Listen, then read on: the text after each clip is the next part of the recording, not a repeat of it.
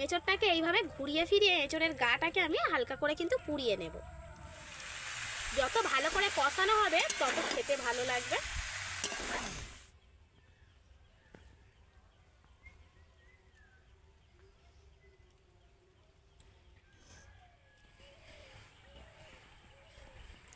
নমস্কার বন্ধুরা, কাকলির রান্নাঘর উইথ ভিলেজ ফুডে সবাইকে স্বাগত জানিয়ে আজকের আমি আপনাদের সাথে শেয়ার করব মাংসের স্বাদে এঁচড়। বন্ধুরা, এঁচড়কে কিন্তু অনেকেই গাছপাঠা নামেও চেনে, আর তাই এঁচড়কে যদি সঠিক পদ্ধতিতে ঠিকমতো রান্না করা হয় তাহলে কিন্তু এঁচড় খেতে লাগবে একদম মাংসের মতো। বলতে পারেন মাংস ফেলে ধুয়ে কিন্তু এঁচড়ের এই রেসিপিটা খেতে হবে। আর আজকের আমি একদম সহজ পদ্ধতিতে ঘরে থাকা মশলা দিয়েই রেসিপিটা বানাবো। আপনারা প্লিজ আজকের রেসিপিটা প্রথম থেকে শেষ পর্যন্ত দেখবেন আর আমার সঙ্গে থাকবেন। আর যে সকল বন্ধুরা আমার চ্যানেলে এখনও পর্যন্ত নতুন তারা কিন্তু চ্যানেলটিকে সাবস্ক্রাইব এবং ফেসবুক পেজ থেকে দেখলে পেজটাকে ফলো করে অবশ্যই আমার পাশে থাকবেন। তাহলে চলুন বন্ধুরা, রান্নাঘরে চলে যাই আর আজকের রেসিপিটা শুরু করি।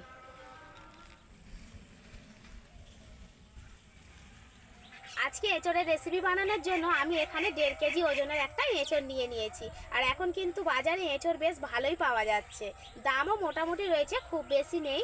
আর অনেকেই কিন্তু এঁচড় কাটতে গেলে ভীষণ সমস্যায় পড়ে যান। এঁচড় কাটার ভয়ে কিন্তু অনেকে বাড়িতে এঁচড়ের রেসিপি বানাতে চায় না।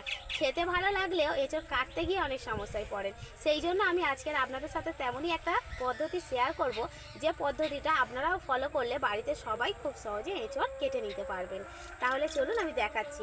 প্রথমেই আমি উনানের ওপরে একটা তার দিয়ে দেব। তারের ওপরে আমি এঁচড়টাকে রেখে প্রথমে এঁচড়ের গাটাকে ভালো করে পুড়িয়ে নেব। তার জন্য আমি এখন উনানটা জ্বেলে নেব। এঁচড়টাকে এইভাবে ঘুরিয়ে ফিরিয়ে এঁচড়ের গাটাকে আমি হালকা করে কিন্তু পুড়িয়ে নেব।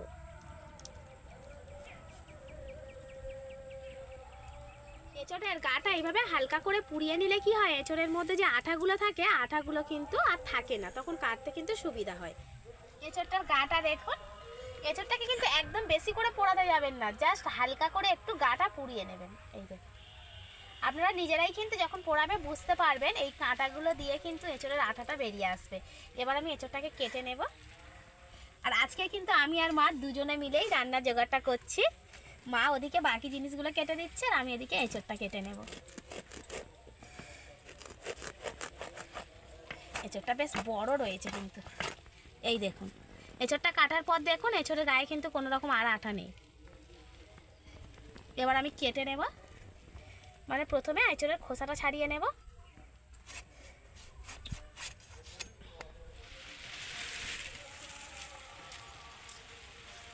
এঁচড়টা ছাড়ানোর পর এঁচড়ের মাঝখানে যে শিরাটা থাকে শিরাটাকে কিন্তু কেটে ফেলে দিতে হবে। এবার আমি মাংসের মতো পিস পিস করে কেটে নেব।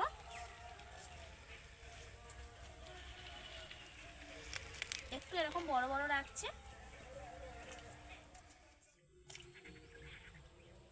টুকরোগুলো আমি করেছি দেখুন, খুব বেশি বড় আবার খুব বেশি ছোট করিনি, মাঝারি মাপের করেছি।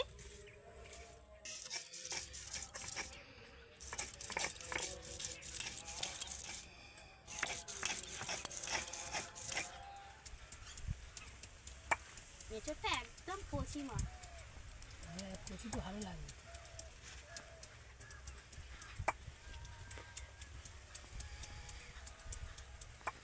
আমাদের গাছের এঁচড়গুলো সবে ধরছে বলো।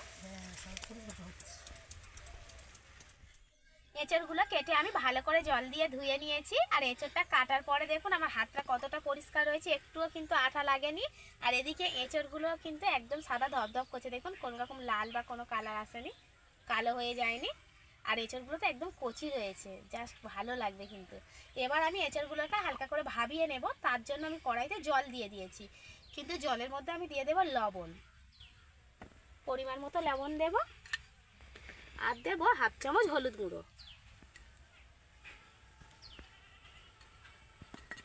এবারে আমি এঁচড়গুলোকে কড়াইতে দিয়ে দেব। হলুদ গুঁড়োটা দেওয়ার ফলে কি হবে, এঁচড়ের গায়ে যে একটা কষ থাকে সেই কষটা কিন্তু বেরিয়ে যাবে।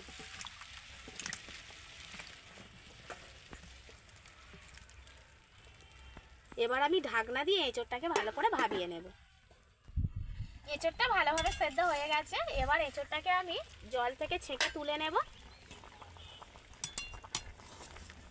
এই দেখুন একদম সেদ্ধ করে কিন্তু ঘেঁটে ফেললে হবে না, এরকম গোটা গোটাই রাখতে হবে। সেদ্ধ করার পর এঁচড়গুলোকে কত সুন্দর লাগছে দেখুন। এবার আমি কড়াইতে তেল দিয়ে দেবো, আর আজকের পুরো রেসিপিটা আমি সরষের তেলেই বানাবো। তেলের মধ্যে এবার আমি দিয়ে দেবো আলু। প্রথমে আমি আলুগুলোকে ভালো করে ভেজে নেব।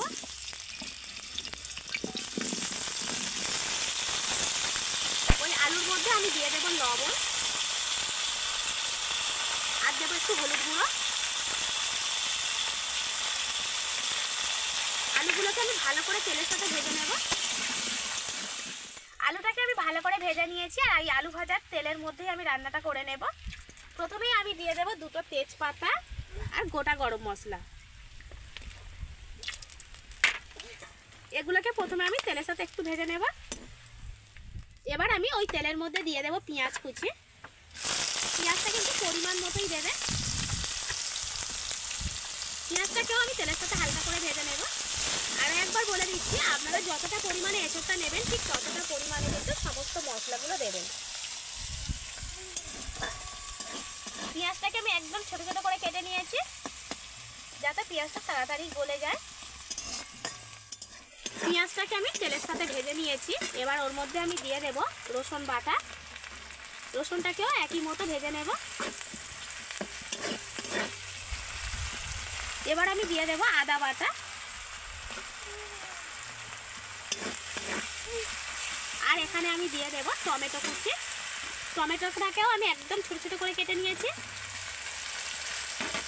এবার আমি এগুলোকে তেলের সাথে ভালো করে ভেজে নেব।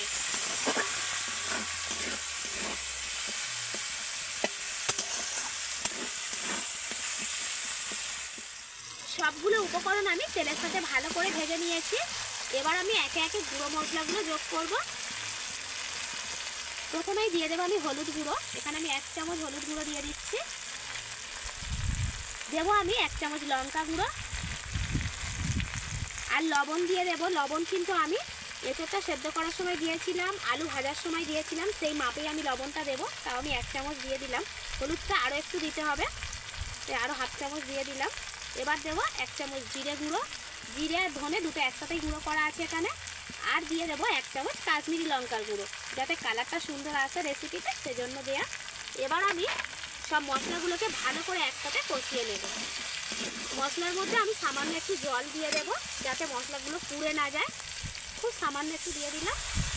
এবার আমি মশলাগুলোকে ভালো করে কষিয়ে নেব। ঠিক যেমন করে মাংস রান্না করে ঠিক তেমনভাবে যদি এঁচড়টা রান্না করা যায়, তাহলে কিন্তু এঁচড় খেতেও কিন্তু মাংসের মতোই লাগবে।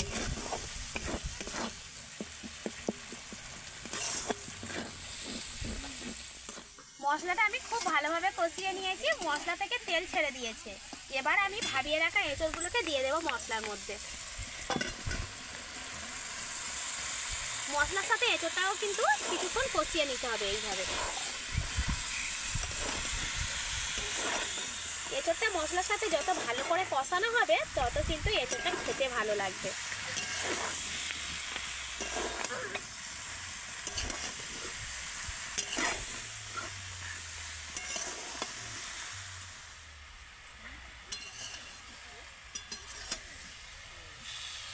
কি খেলা করছো বাবু?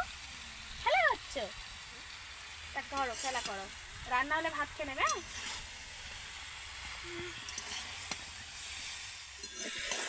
এঁচড়টাকে আমি কিছুক্ষণ কষিয়ে নিয়েছি। এবার আমি ভেজে রাখা আলুটা এঁচড়ের মধ্যে দিয়ে দেব।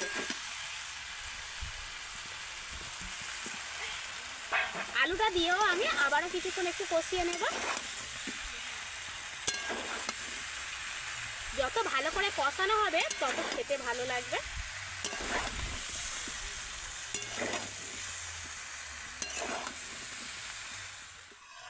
এঁচড়ের আলুটাকে আমি কিন্তু মশলার সাথে খুব সুন্দর করে কষিয়ে নিয়েছি। কালারটা কত সুন্দর এসছে দেখুন।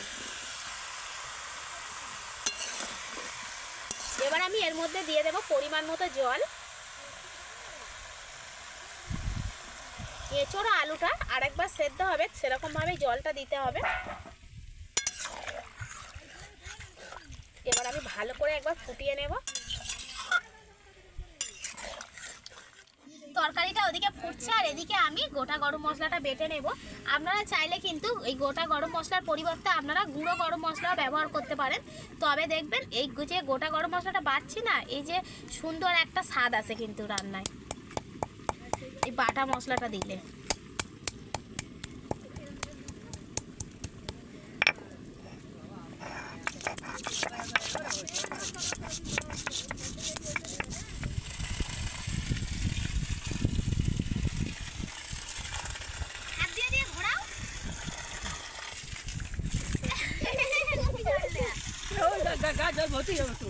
বেশ কিছুক্ষণ ফুটিয়ে নিয়েছি আর ঝোল কিন্তু আমার অনেকটাই কমে গেছে। আলু আর এঁচোড় দুটোই কিন্তু খুব ভালোভাবে সেদ্ধ হয়ে গেছে। এই দেখো, এবার আমি এর মধ্যে দিয়ে দেব অল্প একটু চিনি,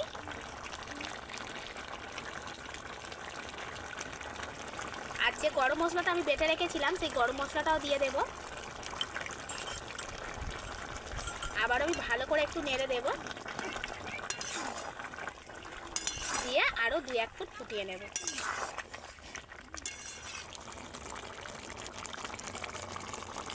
এঁচোড়ের রেসিপি আমার একদম রেডি। এবার আমি কড়াটা নামিয়ে নেব।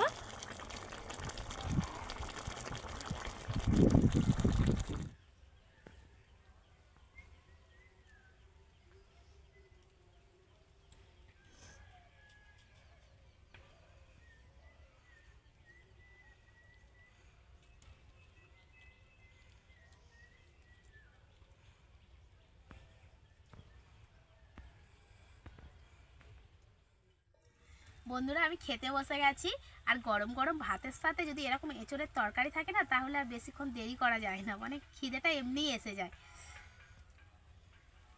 এঁচোড়টা কিন্তু খুব সুন্দর সেদ্ধ হয়েছে, দেখেই বোঝা যাচ্ছে। দেখুন কত সুন্দর সেদ্ধ হয়েছে, একদম গলে যাচ্ছে, মুখে দিলেই মিলিয়ে যাবে।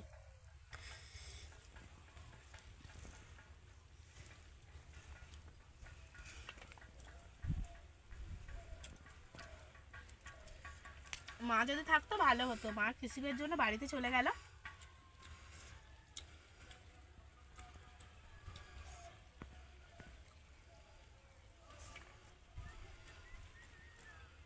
জাস্ট অসাধারণ হয়েছে।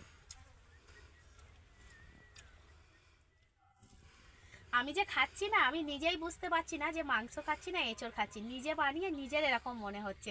তাহলে আপনারা কিন্তু অবশ্যই করে বাড়িতে আমার মতো করে এঁচোড় বানাবেন, বাড়ির সবাইকে খাওয়াবেন, ভীষণ ভালো লাগবে। আর আমার আজকের এই এঁচোড়ের রেসিপিটা আপনাদের ভালো লাগলে অবশ্যই লাইক, কমেন্ট, শেয়ার, সাবস্ক্রাইব করবেন, ফলো করবেন, আমার পাশে থাকবেন, আমার নিত্য নতুন রেসিপিগুলো দেখতে থাকবেন। আজকের মতো এখানেই শেষ করছি। সবাই ভালো থাকবেন, সুস্থ থাকবেন, দেখা হবে অন্য কোনো রেসিপিতে।